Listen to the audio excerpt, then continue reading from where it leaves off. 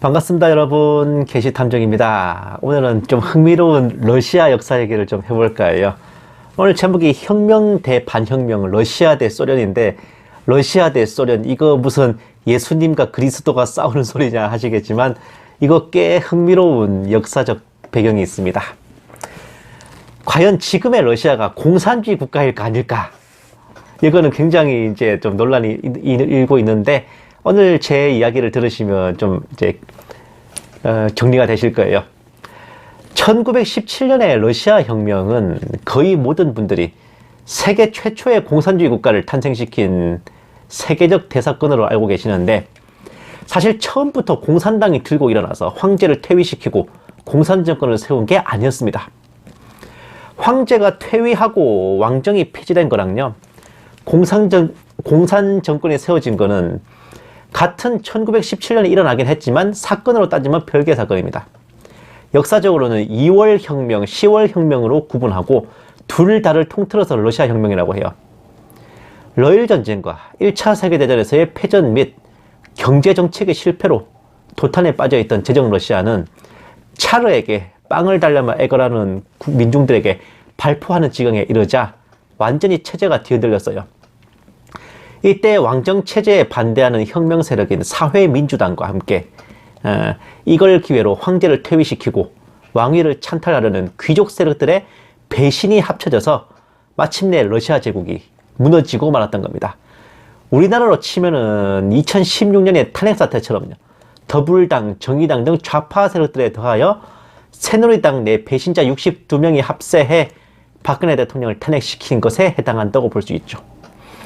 밖에서는 혁명 세력이 들이치고 안에서는 왕위를 노리는 귀족들의 배신으로 황제 니콜라이 2세는 퇴위했는데, 왕위를 찬탈하려 했던 배신자 귀족들의 생각과 달리 군이 민중들에게 가담해서 차르 체제의 폐지에 앞장서자 맥없이 왕정이 무너지고, 그로 인해 러시아 역사상 최초의 공화정이 수립됐어요. 이 사건이 2월 혁명입니다. 이걸로 수립된 러시아 공화국은 케렌스키라는 사람을 수반으로 해서 각 정치 세력들이 모여서 연립 정권을 이뤘죠. 그러다 보니 지주 자본가 및 부르주아들이 자금력을 동원해가지고 주를 이뤘습니다. 그러다 보니까 무산자 계층, 프롤레타리아, 노동자 세력들과 대립이 거세졌죠. 이때 혁명 세력인 사회민주당은 두 파로 쪼개져가지고 부르주아 민주혁명을 추진하는 온건파를 맨셰비키라고 했어요. 프롤레타리아에 의한 정권 탈취 및 폭력혁명을 추구한 강경파를, 이런 강경파 세력을 볼셰비키라 일컬었습니다. 그러니까 맨셰비키, 볼셰비키가 이제 뭐 소수파, 다수파 이런 뜻인데, 이게 그 러시아 국회에서 차지하고 있는 의석수를 따라서 이렇게 쪼갠 겁니다. 근데 말이 뭐 다수파, 소수파, 뭐 볼셰비키, 맨셰비키지 그때그때 총선 결과에 따라서 이제 의석수는 왔다 갔다 했어요. 이들 볼셰비키의 수장이 이제 블라디미르 레닌이라는 사람이에요. 레닌은 이제 사회민주당 내 볼셰비키 세력을 러시아 공산당으로 개편한 뒤에 온건파인 케렌스키 정권을 몰아내는 새로운 혁명을 준비했고, 마침내 1917년 10월 볼셰비키를 지지하는 군대와 또 무장 노동자인 적위대를 앞세워 수도를 함락시킴으로써 케렌스키 정권을 무너뜨렸습니다. 보시면은 우리가, 이게 되게 유명한 사진이죠, 레닌. 우리가 알고 있는 공산주의 러시아 혁명은 바로 10월 혁명을 가리킵니다. 이걸 전문용어로 볼셰비키 혁명이라고 하죠. 바로 소련을 탄생시킨 그 혁명입니다. 보시면은 이게 위키백과 사전에 정리가 잘 되어 있는데, 같은 러시아 혁명이라도요, 2월 혁명과 10월 혁명은 명백히 다른 사건입니다. 2월 혁명으로 러시아 제국이 무너지고 10월 혁명으로 공산주의 소련이 건국되는 거예요. 순서대로 보자면 2월 혁명, 러시아 제국 멸망, 러시아 공화국 건국, 10월 혁명, 공산정권 수립, 요 순서대로 이제 흘러갑니다. 이후에 이제 1918년에서 20년까지 이어진 적백 내전에서 뭐 러시아 내전이라고도 해요. 이 내전에서 구제정 러시아군의 잔당들과 그 백위군이라고 그러죠. 그리고 온건파 혁명 세력들을 모조리 토벌한 뒤 마침내 공산당 일당 독재의 소비에트 사회주의 공화국 연방, 소련이 건국됩니다. 이렇게 러시아와 소련의 첫 대결은 소련의 승리로 끝났습니다. 10월 혁명 후 70년이 지난 1988년에 소련 대통령 고르바초프의 페레스트로이카 정책, 즉 개혁 개방 정책이 시행되면서 정치계에도 훈풍이 불어왔어요. 다당제가 시행되고 다양한 정당들의 활동이 일어났습니다. 이로 인해 철통 같은 공산당 일당 독재의 권위가 느슨해지고 공산주의 사상도 휘청거리기 시작하자 소련 공산당 내 보수파, 이게 우파가 아니라 공산당 근본주의 세력입니다. 이게 중국으로 치면은 홍위병 같은 놈들이잖아요.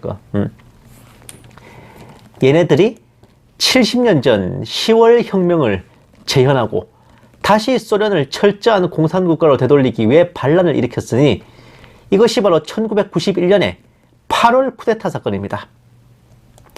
달리는 이제 소련 공산당 보수파 쿠데타라고도 해요. 이 공산군은 고르바초프를 감금하고 정부기관을 장악하려 시도했지만 뜻밖의 암초에 부딪히고 말았는데 혜성같이 나타난 어떤 인물이 모스크바 시민들을 이끌고 나와서 군대를 막았었던 겁니다. 그는 바로 소비에트 연방 러시아 공화국 대통령 보리스 옐친이었습니다.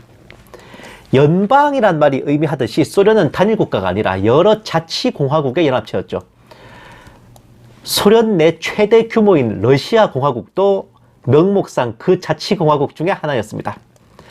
러시아 공화국은 이제 소련 공산당의 직할령이긴 했지만 소련 대통령은 연방 전체를 총괄해야 됐기 때문에 러시아 공화국의 행정만을 담당하는 러시아 대통령이 별도로 존재했습니다.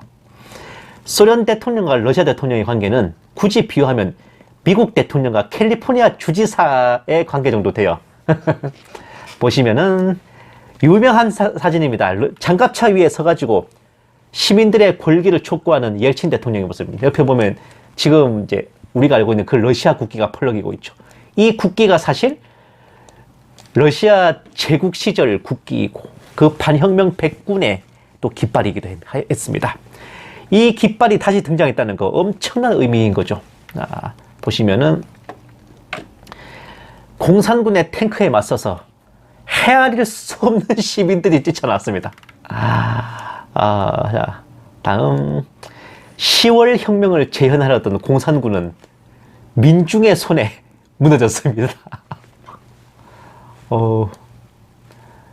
아주 상징적인 사건입니다, 진짜.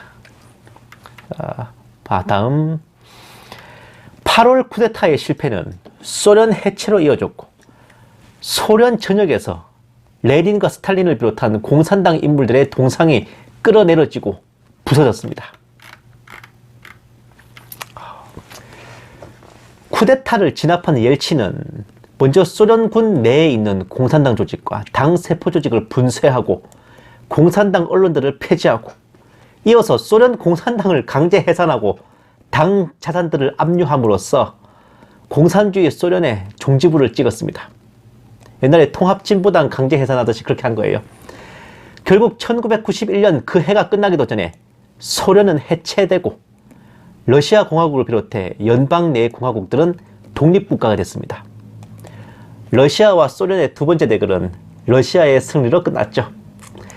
하지만 썩어도 준치고 부자 망해도 3년이라고 소련의 잔재가 호락호락하게 물러가지 않았는데 소련 해체 후 2년이 지난 1993년에 이른바 러시아 헌정위기라고 하는 대사건이 일어납니다. 소련 공산당을 토벌하고 기세 좋게 러시아를 부활시킨 것까지는 좋았는데 옐친 정부의 경제정책은 영 꽝이었잖아요. 결국 도탄에 빠진 국민들은 2년 만에 소련을 그리워하는 지경이 됐습니다. 얼마나 깽판을 쳤으면. 1992년에 지방선거에서 러시아 공산당과 반옐친 세력이 급상승했고 의회에 해당하는 러시아 최고 소비에트를, 그러니까 소비에트라는 말이 평의회라는 뜻이에요. 우리로 치면은 뭐 국회, 의회 이걸 이제 러시아 말로 하면 소비에트입니다. 그게 이 소비에트를 다시 공산당이 장악하는 상황에 이런 거예요. 이렇게 권자가 위태롭게 되자 옐친은 의회 해산령을 발령했는데 문제는 이 당시 러시아 대통령에게는 의회 해산의 권한이 없었습니다. 만약에 그걸 시도하려고 들면 자동으로 대통령은 탄핵 소추가 되는 게 당시 러시아의 법이었어요.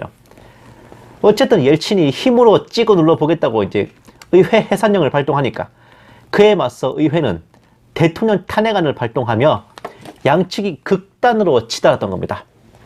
안에서 정치 싸움이 벌어지는 와중에 밖에서는 옐친 지지 세력과 반 옐친 시위대가 충돌하고 있었습니다. 공산당 측은 시위대를 무장시키는 한편 구소련군을 봉기시켜서 10월 혁명을 재현하고자 했는데 문제는 상대가 허약한 케렌스키가 아닌 강성인 옐친이었죠.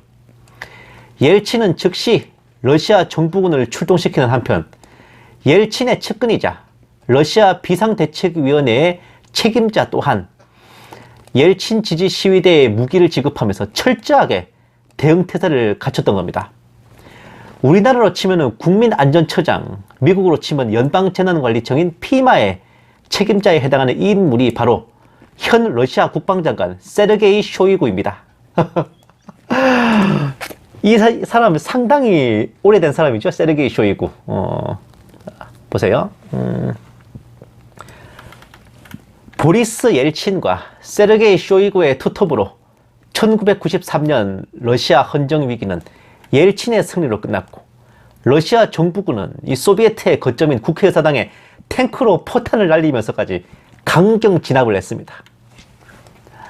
이 사진 보시면은 러시아 국회의사당에다가 이제 그 탱크들이 포를 쏘는 거예요. 이 사건으로 옐친은 러시아 내에서 공산당 및 공산주의 지지 세력의 활동을 전면 금지했고 구소련군을 완전히 토벌해가지고 과거 10월 혁명 같은 공산 세력의 무장 봉기가 일어날 기반을 모조리 말살해버렸습니다.